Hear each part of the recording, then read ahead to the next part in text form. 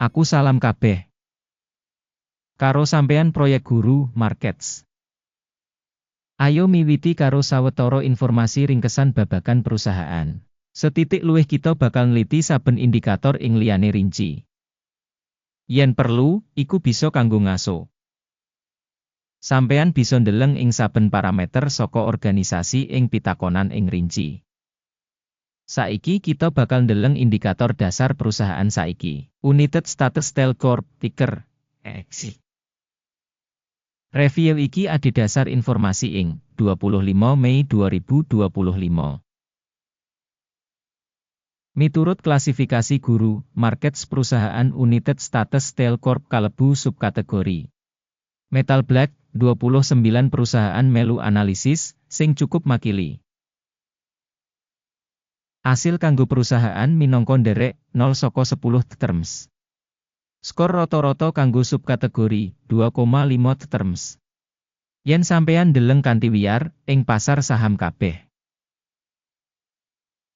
Kita waca sing rata-rata kanggo kabeh pasar saham minangka kabeh punika 1,9 terms. Marang skor 0 terms United Status Steel.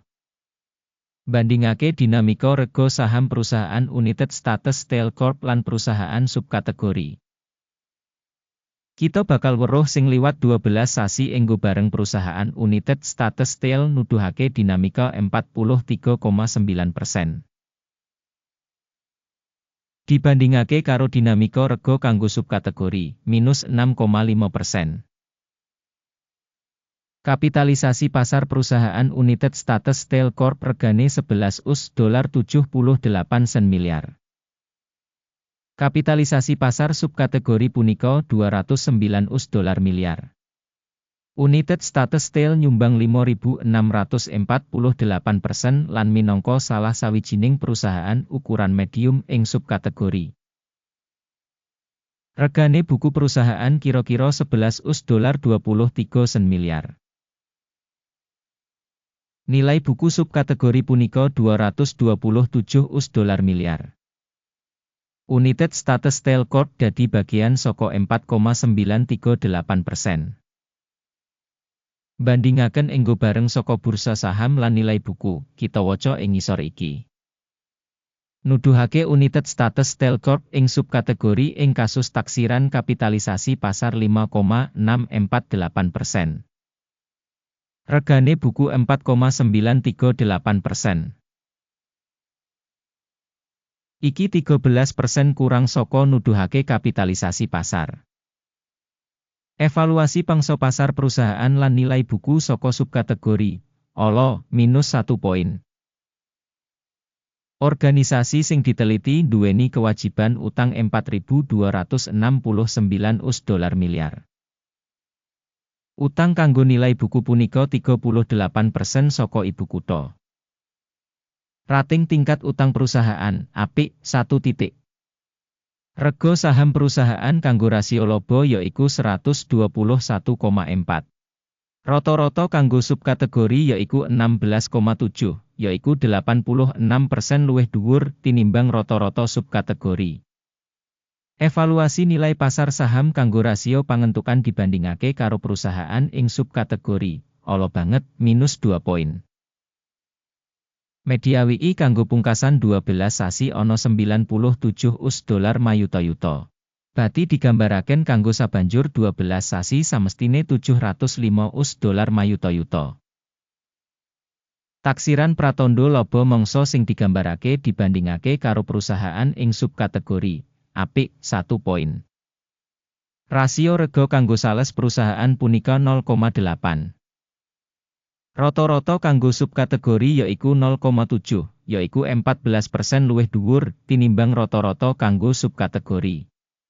Evaluasi nilai tukar kanggo rasio revenue dibandingake karo indikator subkategori, tole, 0 poin.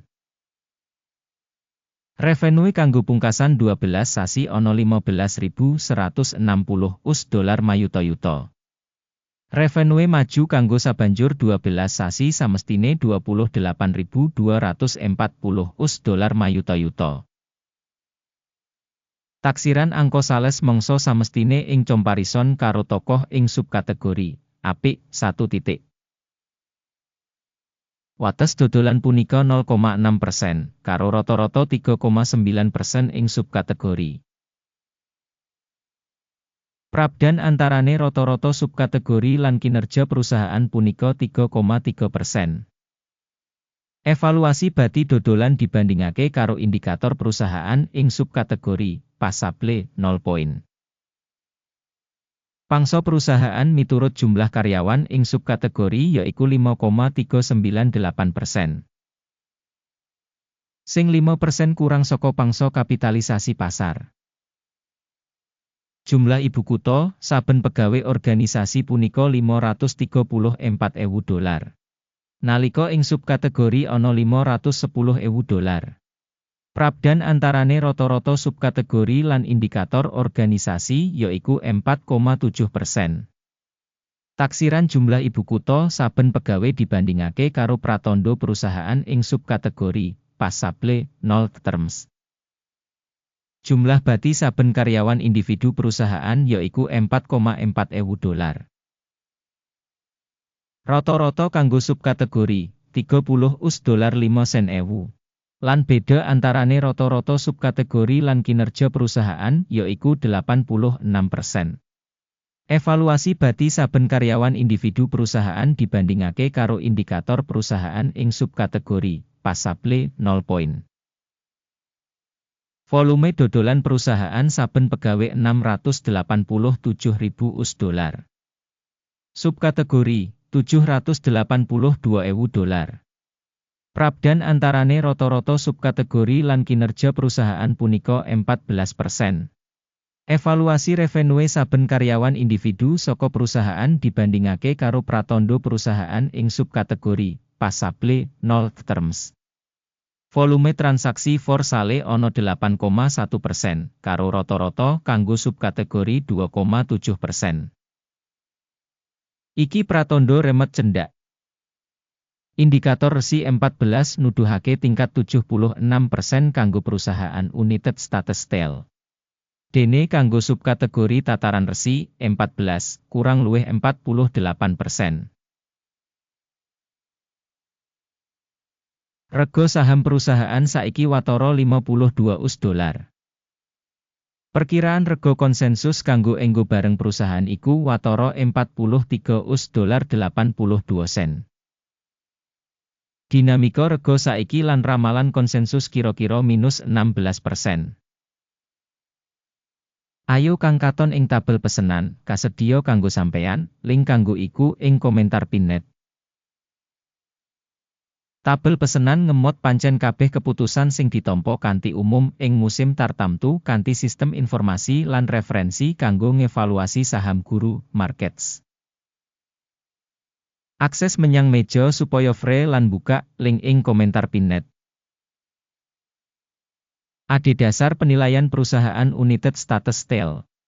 Sistem informasi kanggo evaluasi saham guru, markets kaputusan wis digawe. Ojo mbukak kesepakatan, amarga video iki minangka ringkesan. Matur nuwun kabeh kanggo nonton video iki lan gunakake informasi lan sistem referensi saka guru, markets. Sampeyan kabeh pancen penonton sing paling apik.